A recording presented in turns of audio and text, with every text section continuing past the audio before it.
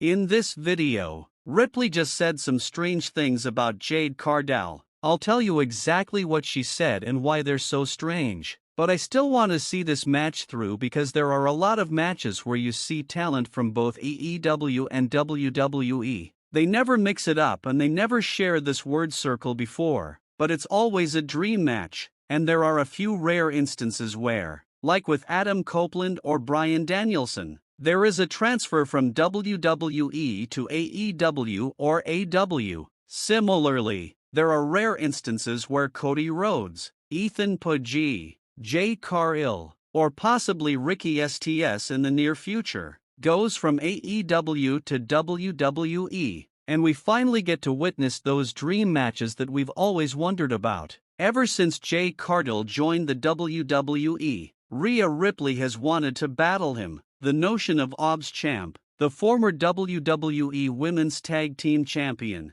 facing the former Women's World Champion in a match has generated a lot of excitement among fans. It's an auto-writing match. Billing is located on the marquee. Since Jade Cargill joined the WWE, Bianca Belair has been at the top of the list and wants to battle him. The notion of OBS champ, the former WWE Women's Tag Team Champion, facing the former Women's World Champion in a match has generated a lot of excitement among fans. It's an auto-writing match. Billing is located on the marquee. Currently, Bianca Belair is at the top of the list, but she and Cal have teamed up and haven't yet faced off, despite the fact that I would anticipate that later. Both celebrities have discussed it. They are aware that it will happen. It is certain to occur. All that matters is whether or not. Now she's often been linked to Rhea Ripley as both stars are impressive powerhouse-type competitors. In fact, Cargill recently named Ripley as one of her dream opponents, and the feeling is mutual because while doing a live signing at a Fanatics FanFest in NYC, Ripley was asked about potentially facing Jade Cargill and she said that it was actually one of her dream opponents. Now before I get to the wacky statement in which she made, I think it's pretty clear that Rhea Ripley, she's doing some of the best character work of her career right now when she is feuding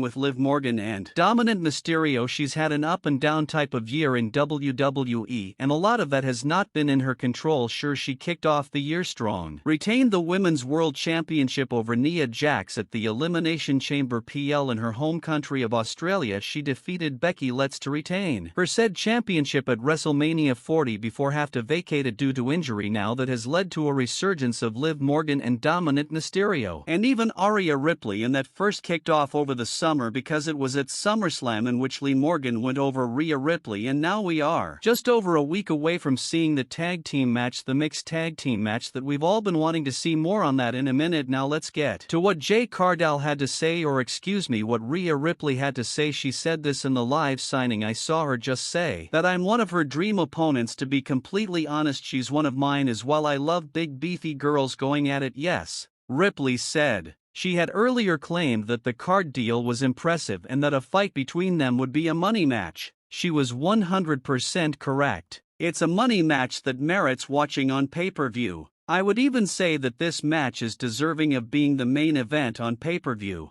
Why do I say that? Because, as far as I can tell, Rhea Ripley is a very well-known figure who has the ability to pull crowds to a Premier League match. In fact, she has done so already, defeating Nia Jax, who is currently the Friday Night SmackDown Women's Champion. I know she threw Bayley at SummerSlam of the WWE. I recognize all of that. But in the end, do you really think that Nia Jax, yes, superstar? I just perceive her as a star. They can easily plug and play her when they need a deserving, if not intimidating, celebrity to take on a baby face, work with a baby face, or even dethrone a baby face. In this case, they're trying to dethrone Nia Jax, his champion. This booking is traditional pro wrestling. Yes, she has a place at the center, which is why Triple H welcomed her back despite her remarks made about the organization when she was previously employed there and her, let's face it, not the best work record. However, her second stint in the WWE has been far more successful. Here's my point.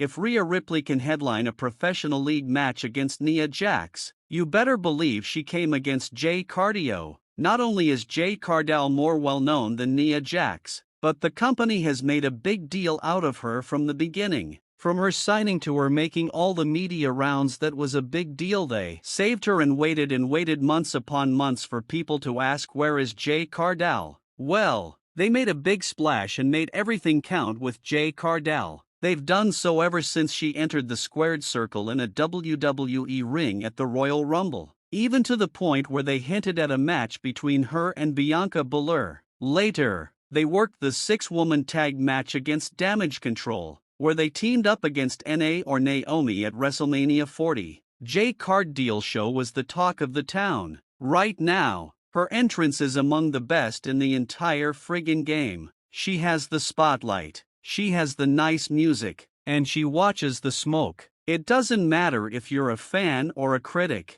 Everything about Jade Cargill is really adorable. The truth is that Jade Cargill is no longer a creep. The fact that Jade Cargill is someone the WWE obviously sees big things in and wants to see big things out of is something else that I think is very noteworthy. If you can book her to face Rhea Ripley with the right build, the right storyline, and the right momentum, I think that sounds like money. I believe WWE clearly sees great things in her and wants to see great things come of it. If you can book her to face Rhea Ripley with the correct momentum, build, and plot, I believe that sounds like a winning formula. I believe that's something they need to do, something they must do, and something they will do, whether it's a main event for WrestleMania or a less serious PL. The possibility of them hosting a pay-per-view event is something I wholeheartedly support, and the fact that both celebrities want to collaborate and respect each other's work is noteworthy in my opinion. After all, when two or more talented people want to work together,